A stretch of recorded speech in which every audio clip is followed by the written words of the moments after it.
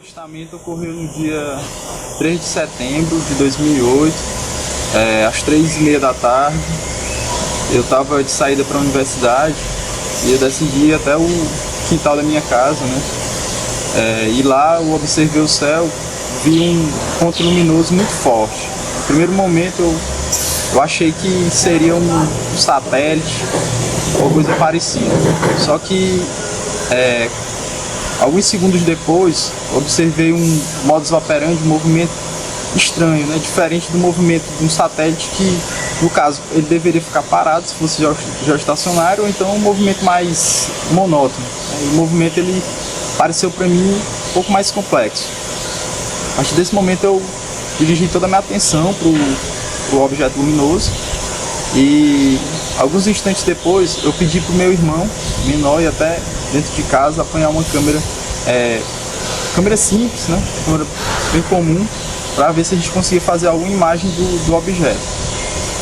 Alguns instantes depois ele retornou lá até o quintal e tentou ligar a câmera, né? E quando ele começou a ligar a câmera, eu que não havia tirado nem um instante os olhos do objeto, acabei observando que ele estava filmando numa direção diferente, em outra direção, né? Daquela que estava o objeto luminoso. Aí foi até então que eu reclamei com ele, né? Pedi para ele filmar na direção do objeto que eu estava avistando. E nesse momento ele me respondeu que não, que estava filmando um objeto, né? Aí foi que eu percebi que não se tratava apenas de um objeto, sim de dois, né? Nesse instante eu pude observar que os objetos, esses dois objetos, embora separados por uma distância considerável, eles estavam realizando um movimento sincrônico, um em direção ao outro, certo? Então eu fui percebendo que eles estavam se aproximando gradativamente, né?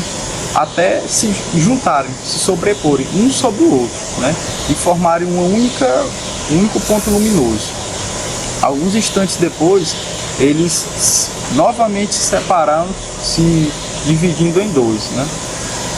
No momento em que esses dois objetos ficavam próximos uns do outro, minha irmã, que também estava na cena, acabou chegando lá no local, observou que não se tratava de dois, e sim de vários outros objetos que estavam ao redor, enquanto esses dois protagonizavam o avistamento, né? Os principais, os mais fortes. Mas ao redor também haviam outros mais tênues, cerca de 6 ou 7 outros ao redor, né? E esse avistamento ele aconteceu, durou volta de 4 minutos.